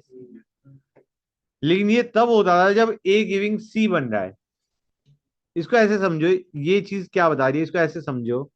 This was the amount of A reacted. Now this is telling us the amount of A which reacted to form C. Clear है बच्चों? This is A and this is the amount of A which reacted to form C. तो अब ये है basically इस reaction के अंदर, किस रिएक्शन के अंदर, इस रिएक्शन के अंदर A रिएक्टेड. अगर A इतना रिएक्ट कर रहा है तो C कितना बनेगा बेटा? अगर हमें पता है 5A से 2C बनता है तो इससे कितना बनेगा? This should be the amount of C form. समझे या नहीं समझे बेटा? अच्छा, उसको एक के टर्म्स में कर. हमने कहा ये A कंज्यूम्ड है, ये वो A कंज्यूम्ड है जो कि तुम्हारा C बना रहा है. हाँ, 5A गिविंग 2C के अंदर this is the amount of A that got reacted, और उससे C कितना बनेगा? इंटू 2/5. हाँ, 2/5 is giving us C कितना बन रहा है. Now this is giving us the concentration of C at time t बच्चों. अगर B का करना है तो डिफरेंस क्या आएगा सिर्फ, वो 2/5 की जगह 1/5 आ जाएगा. 2/5 की जगह 1/5 आ जाना चाहिए. ये तरीका स्टैंडर्ड है, इस तरीके को फॉलो करना बच्चों. A consume total is A not minus AT. ठीक है ना बच्चों? उसके बाद हमने कहा उसमें से A जो C बना रहा है that is lambda 2 by lambda 1 plus lambda 2, और उससे जो C बनेगा that will be 2/5 times of that. Clear हुआ है नहीं हुआ बच्चों? Good question guys. हाँ बेटा, मतलब अगर ये जैसे आपने यहाँ पे जो किया वो Z इफेक्टिव में नहीं कर सकते. Z इफेक्टिव इफेक्टिव इफेक्ट पड़ जाएगा. तो Z और Z2 जो है वो सॉरी क्या होगा, लैम्डा इफेक्ट. लैम्डा इफेक्टिव जो है तो उसमें लैम्डा और लैम्डा 2 जो है. हाँ बेटा, उस पे इफेक्ट मत डालो, मत डालो, मत डालो. तो सर वो राउट करना है तो सर इसी तरीके से करो बेटा. जो वैसा क्वेश्चन होता है जो नॉर्मल रिएक्शन वो नॉर्मल वाले में तो चल जाएगा. जहां पे A या B चेंज हो रहा है, जैसे 2A गिविंग B या A गिविंग 2B है, उसके लिए ये तरीका फॉलो कर लो. This will be better. This is correct, let us say. ठीक है बेटा? बच्चों समझ आया नहीं आया? ये तरीका फॉलो करना है. This is the amount of A reacted, this is the amount of A which reacted to give C, and this is the amount of C form. समझ आया नहीं आया बच्चों? इस तरीके से फॉलो कर लो. You should be able to do the question. Next बच्चों, आवाज नहीं प्लीज. हमें हाफ लाइफ ऑफ सैंपल दे रखा है 2x ईयर्स. व्हाट फ्रैक्शन, बच्चों सिर्फ आंसर चाहिए मुझे. What fraction of sample remain undecayed after x years. करो बच्चों. Do this one guys.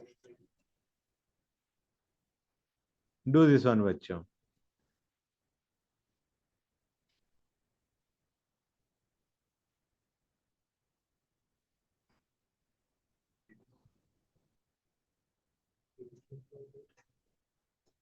Do you realize ये भी हाफ लाइफ का काइंड ऑफ मल्टीपल ही है. 1/4 हाफ, सॉरी हाफ है. 2x was a half life and x years. 3/4 कैसे बन जाएगा बेटा? सर वो कहते हैं दो हाफ लाइफ नहीं लगी, हाफ लाइफ का आधा लगा है. 2x is the half life and x years. मतलब अगर 30 मिनट्स होता सपोजिंग हाफ लाइफ और 60 मिनट्स बाद पूछा होता तब तुम्हारा क्या होता? वी वुड हैव सेड 1/4 बचा है. यहाँ पे तो हमें 30 हाफ लाइफ दे रखा है और 30 का भी 15 मिनट्स बाद पूछा है। हाँ जो भी, गेटिंग द आइडिया और नॉट बच्चों। तो यहाँ पे हम कहेंगे AT/A0 will be equal to 1/2 raise to the power 1/2। समझे या नहीं समझे गाइस? तो AD विल बी A0/√2। तो कितना अनडिकेड बच गया? इतना बच गया। कोई पूछा है कितना फ्रैक्शन रिएक्ट कर गया या डिके कर गया, तो क्या करोगे बच्चों? A naught minus A naught by root two हो जाएगा। दिस इज अ फ्रैक्शन या this is the percentage decayed. समझ में आया नहीं आया बच्चों? क्लियर है? कितने बच्चों को ये चीज क्लियर हो गई है? Everybody is clear? Good.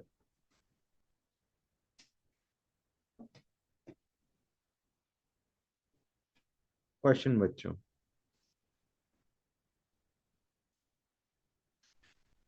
Radium का atomic weight is 226 and half life is 1600 years. The number of disintegrations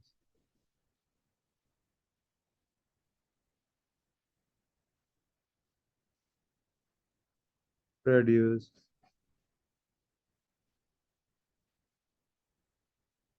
per second from 1 gram is। बताओ बच्चों क्या होगा? बेसिकली रेट ऑफ डीके पूछा गया है। रेट ऑफ डीके पूछा गया है, ए पूछा गया है, इज KN। हाँ है ना बच्चों? हाफ लाइफ दे रखा है, के दे रखा है एक तरीके से। अब हमें पूछा गया है number of atoms undergoing decay कितने होंगे?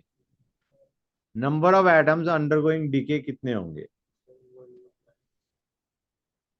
1/226 into Na, that is N। और के तो हमें पता ही है, इट इज Ln2/T हाफ। निकाल लोगे नहीं निकाल लोगे गाइस? कोई डाउट किसी बच्चे को? गुड। एक क्वेश्चन दे रहा हूं बच्चों,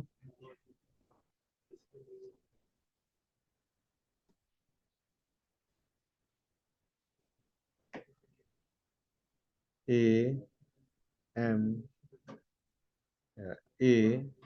gives B plus 2 alpha particles। हाँ बेटा बताओ। इसमें हमें वो क्या कहते हैं रेट ऑफ डीके निकालना है। हाँ बेटा रेट ऑफ डीके निकालना है बेटा। ln2/T हाफ क्यों के लिए यूज कर रहे हैं बेटा वो तो? नहीं वो मतलब ऐसे जरूरी है ऐसे करना, वैसे नहीं के लैम्डा से रेट आ जाएगा ना, सॉरी के एन से रेट आ जाएगा ना। हाँ तो के खान दे रखा है, मैं वही तो कह रहा हूँ। नहीं, कैसी बात कर रहे हो? यहां से के निकालेंगे, K into N is activity. Activity पूछी गई है गाइस, तो के तो चाहिए तुम्हें। समझे या नहीं समझे गाइस? कोई डाउट किसी बच्चे को? गुड बच्चों, यहां तक समझ गए? Next question, A gives B plus 2 alpha particles। 1 mole A से स्टार्ट करा। Find volume of helium at STP after 20 days and T of A is given to us as 10 days।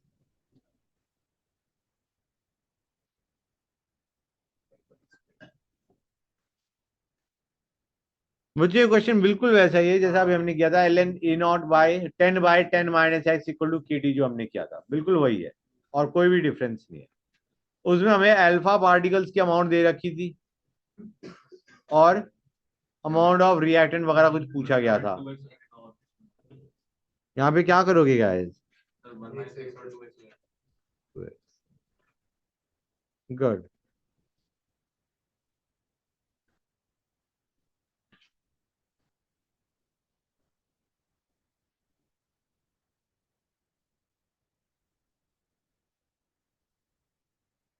या फिर हम इससे भी आसान ये कर सकते हैं।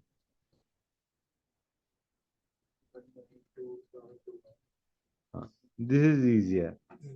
यहां से x आ गया, हीलियम कितना होगा? 2x। ये आ जाएगा बच्चों आंसर। हाँ है ना गाइस? कोई दिक्कत किसी बच्चे को यहां तक? अब एक बड़ा अच्छा क्वेश्चन दे रहा हूँ guys. Question,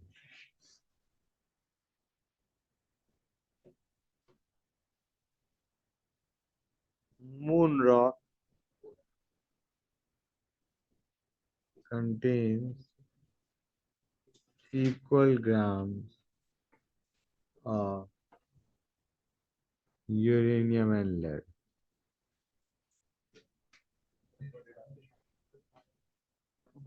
TR of uranium is 4.5 into 10 to the 9 years. Age of rock is. बच्चों देखो गाइस, प्लीज पे अटेंशन। हमें एक आ गया, equal grams of uranium and lead are present in a rock. हम मान के चल रहे हैं इनिशियली लेड नहीं प्रेजेंट था। जो भी लेड बना है वो यूरेनियम के डिकम्पोजिशन से बना है। We are assuming that. तो हमें आ गया है at time T it contains equal mass of uranium and lead, what is the age of rock? कैसे करोगे गाइस? यू गिविंग पी भी है, डीके में जो भी आ रहा था वो आया होगा। हमारा एट टाइम टी दोनों के बराबर ग्राम है, तो इनिशियली ग्राम्स ऑफ यूरेनियम कितने होंगे?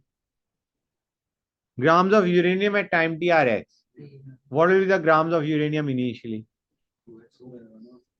है कैसी बात कर रही है? हाँ बेटा ध्यान से देखो, एट टाइम टी हमारे पास इसके एक्स ग्राम है, इसके एक्स ग्राम है। हाँ है ना? Then what will the grams of uranium initially? What about the alpha particles emitted? Directly तुम नहीं कह सकते ना 2x होगा।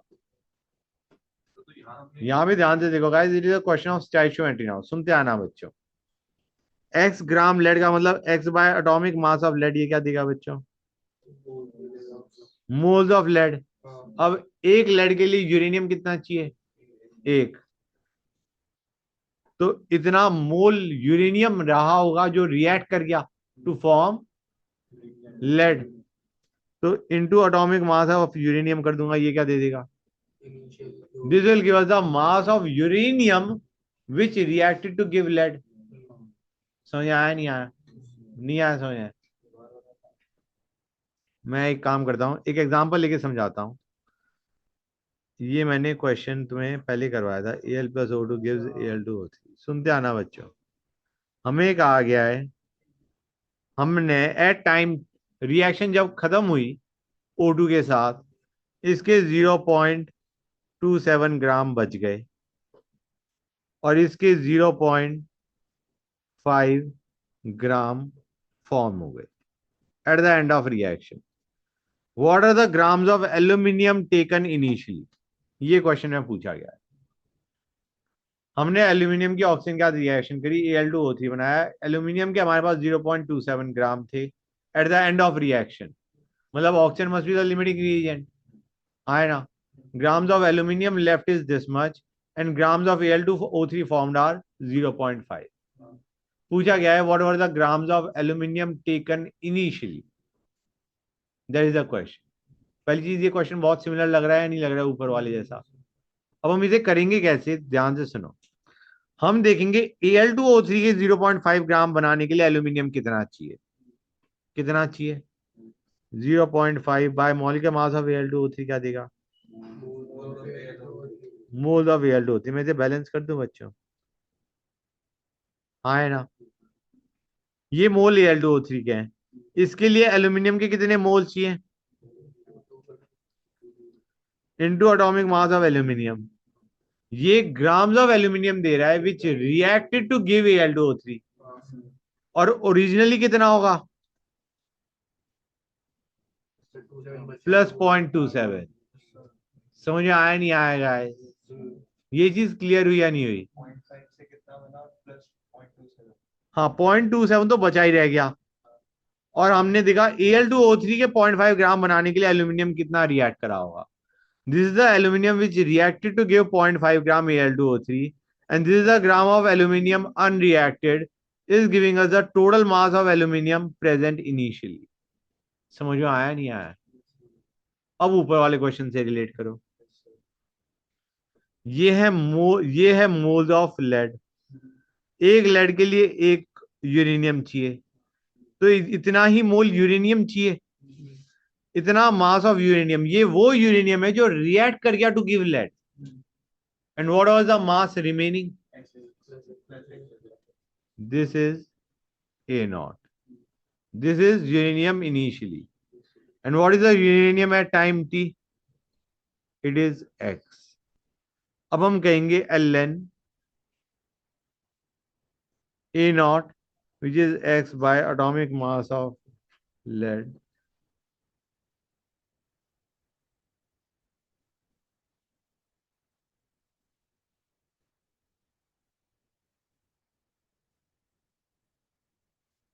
हाँ है ना बच्चों? क्लियर हुई ये चीजें नहीं हुई गाइस?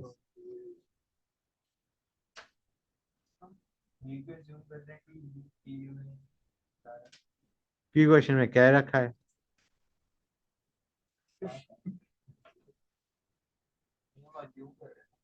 हाँ ये क्या यूपीवी में जा रहा है डी के? ऐसे क्वेश्चन में अज्यूम करा जाएगा। हम ये मान इसमें हम दो चीज अज्यूम कर रहे हैं। एक, इनिशियली हमारे पास लेड प्रेजेंट नहीं था। When we started there was only uranium present, और जो भी लेड बना that was a result of decay of uranium. उसके लिए हमें ये भी पता होना चाहिए कि यूरेनियम और लेड में से किसका एटॉमिक नंबर ज्यादा है। हाँ यूरेनियम का ज्यादा होता है। इतने केसेस इसीलिए तो हमने डिस्कस करे हैं। समझ आ रहा है नहीं आ रहा है बच्चों? हाँ एटॉमिक मास दे रखा होगा। अच्छा बच्चों एक और चीज, यार हमने इतनी मेहनत करी, इसको आसानी से भी कर सकते थे। हम क्या कहते, rather than finding out grams, मूल में क्यों नहीं जाते हम? मूल में भी कर सकते हैं। कैसे? हम कहेंगे X by atomic mass of lead. ये क्या दे रहा है? Mole of lead. इसके लिए इतने ही मोल यूरेनियम चाहिए। मतलब एक तरीके these are the moles of uranium which reacted to give lead. And what were the moles of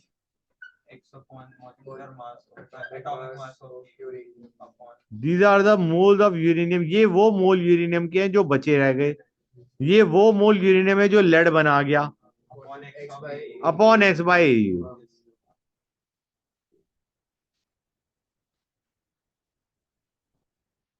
समझे या नहीं समझे बच्चों?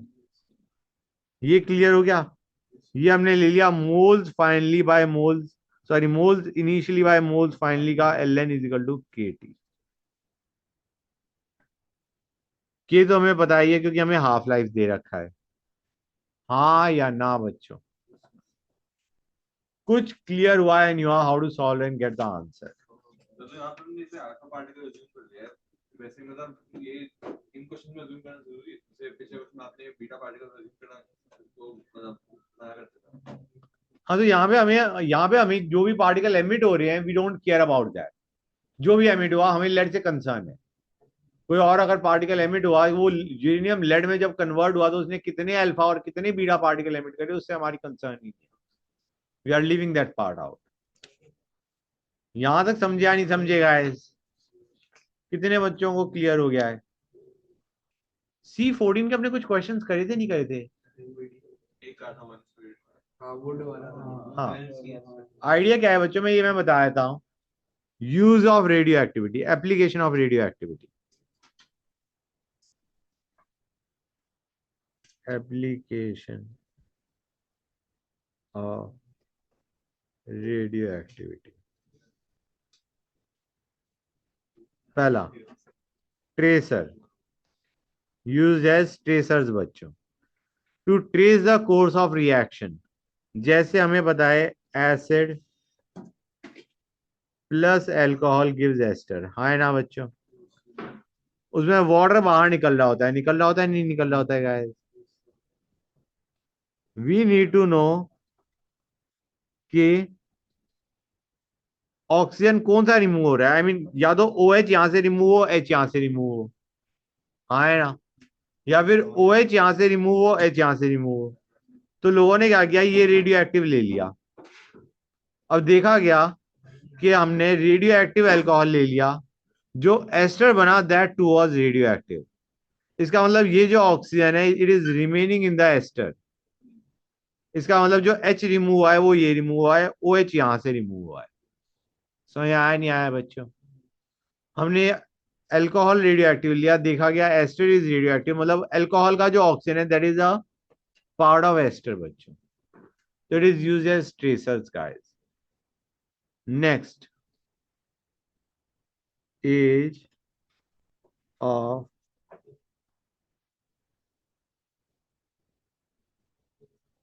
Rocks and minerals. Age of rocks and minerals बच्चों, एक हमने देखा है हीलियम डेटिंग, कि हीलियम कितना बन रहा है। अज्यूमिंग हीलियम प्रेजेंट नहीं था initially in the guys, dude first seat पे बैठ गया, ऐसी आवाज मत करो। हीलियम डेटिंग बच्चों, यूजुअली तुम्हारे पास हम मान के चल रहे होते हैं हीलियम इनिशियली प्रेजेंट नहीं है। जो भी हीलियम बन रहा है that is because of alpha emission. ठीक है ना गाइस, जो हमने क्वेश्चन अभी करे थे कि हीलियम की कुछ अमाउंट बनी और हमें पूछना है कि कितना टाइम बीत चुका है फॉर द बेसिकली रॉक की एज कितनी है। समझ आ रहा है नहीं आ रहा है बच्चों? जैसे तुम्हें याद होगा हमने देखा था X giving Y plus alpha particle.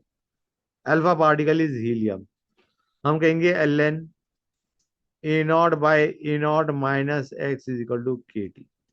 Right guys, A naught minus X, X कैसे निकल रहा है, by finding out the amount of helium in the rock guys. Clear है यहां तक? ये याद है नहीं याद है? इसको बोलते हैं helium dating, finding out the date of rock और मिनरल यूजिंग हीलियम। ऐसी लेड से भी करा जा सकता है अगर यूरेनियम वाज प्रेजेंट ओरिजिनली, जो कि मैंने अभी क्वेश्चन तुम्हें करवाया है। ठीक है ना बच्चों? क्लियर है यहाँ तक? क्या बेटा? It is use to trace the course of reaction, के रिएक्शन के अंदर कौन सा एटम बाहर निकल रहा है, कौन सा जुड़ रहा है। तो मतलब हम जो ओ का जो आइसोटोप आइसोटोप दे रखा है, हैवियर आइसोटोप लिया, तो हम आइसोटोप देखते हैं उसमें कि मतलब आइसोटोप हाँ हैवियर आइसोटोप ले लिया, रेडियो एक्टिव आइसोटोप ले लिया।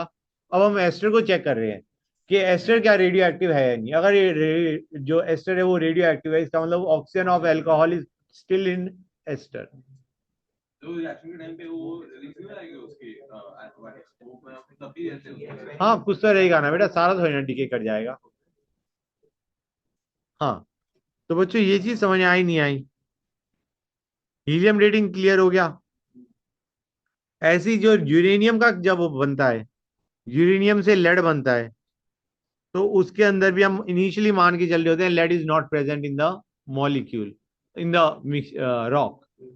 जो भी हमारा लेड बन रहा है रॉक के अंदर that is a result of decay of uranium बच्चों। क्लियर है guys?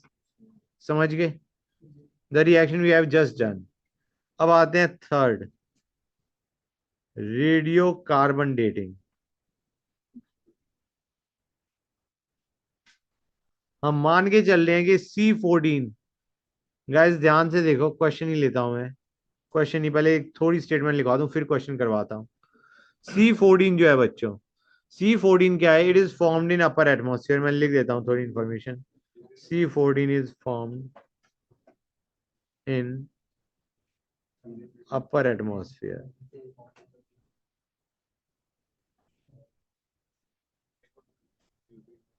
It is incorporated into plants.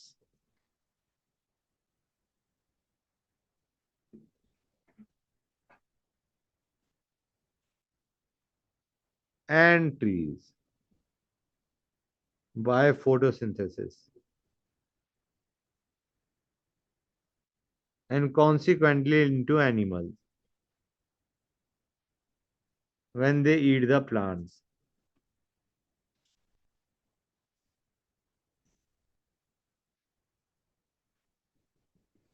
अब जब तक एनिमल लिविंग होता है उसके अंदर C14 की अमाउंट फिक्स रहती है। हाँ, एक इक्विलिब्रियम एस्टेब्लिश हो जाता है जिसमें C14 की amount is fixed in a living body. हाँ, C14 की अमाउंट फिक्स्ड है। When that animal dies C14 की अमाउंट कम होनी शुरू होती आती है, और जो अमाउंट रिमेनिंग है उससे हम निकाल सकते हैं कि उसको मरे हुए कितना टाइम हो चुका है। क्लियर है गाइस? तरीका समझ में आया नहीं आया? C14 की अमाउंट डिके होनी शुरू हो कम होनी शुरू हो जाती है after the animal dies. Plant और एनिमल के डाई करने के बाद उसका इनटेक तो बंद हो गया, इनटेक बंद हो गया, इसका मतलब अब उसकी अमाउंट कम होती आएगी। एंड बाय आइडेंटिफाइंग कि अमाउंट ऑफ C14 अब कितना है डेड बॉडी के अंदर, we can find out the time of death. C14 की अमाउंट फिक्स मानी जाती है, एक इक्विलिब्रियम एस्टैब्लिश हो जाता है जिसकी वजह से C14 की अमाउंट इज फिक्स्ड। जैसे एक क्वेश्चन ले रहा हूं बच्चों, I am taking a question guys. C14 to C12 in piece of wood is 1/16 that in atmosphere.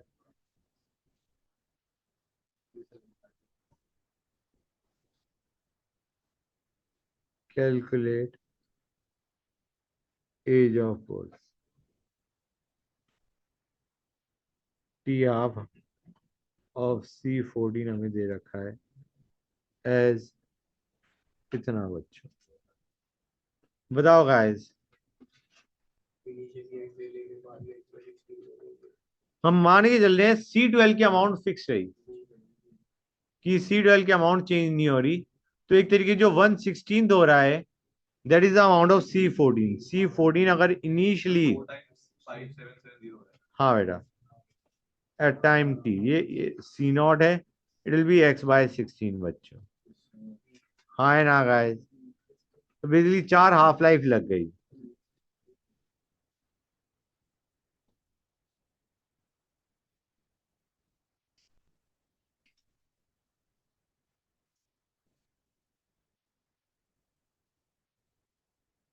समझे या नहीं समझे गाइस?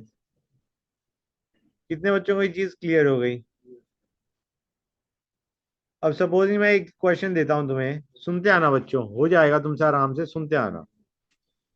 हमें एक आ गया पीस ऑफ वुड व्हेन बuried in earth had 1% C14.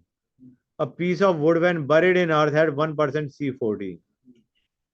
Now as charcoal it has only 0.25% C14. How long has the wood been buried? Initially it had 1% C14, now it has only 0.25% C14. कितना हो जाएगा बच्चों? 2 half life हो जाएंगी। हाँ है ना बच्चों? मतलब इनिशियली 1% था, अब 0.25% है। मतलब इनिशियली अगर 1 था तो अब 0.25 है। 2 हाफ लाइफ लग चुकी हैं बच्चों। क्लियर हुआ है नहीं हुआ guys? Everybody is clear with that? किसी बच्चों को डाउट? C12 को हम फिक्स मान रहे होते हैं, एग्जैक्टली C12 को हम फिक्स मानते हैं बेटा। हम मान के चल रहे होते हैं C12 तो डिकम वो हो नहीं रहा, डिके हो नहीं रहा, तो उसकी अमाउंट इज फिक्स्ड। समझे या नहीं समझे गाइस? C12 की अमाउंट आप मान के चल रहे हैं फिक्स्ड है। कि ध्यान से देखो, अगर इस क्वेश्चन को अदरवाइज नहीं अदरवाइज देखोगी तो क्या रेशो बनेगी? C14/C12 in wood is C14/C12 in atmosphere. हाँ है ना? हम मान के चल रहे हैं C12 की अमाउंट दोनों में सेम है। समझ आ रहा है नहीं आ रहा है गाइस? कि डीके जो हो रहा है वो C14 का हो रहा है, C12 का तो डीके नहीं हो रहा। इसलिए हम मान के चल रहे हैं C14 in would is 1/16 times C14 in atmosphere. Clear हुआ है नहीं हुआ बच्चों? Everybody is clear with that? Very good guys.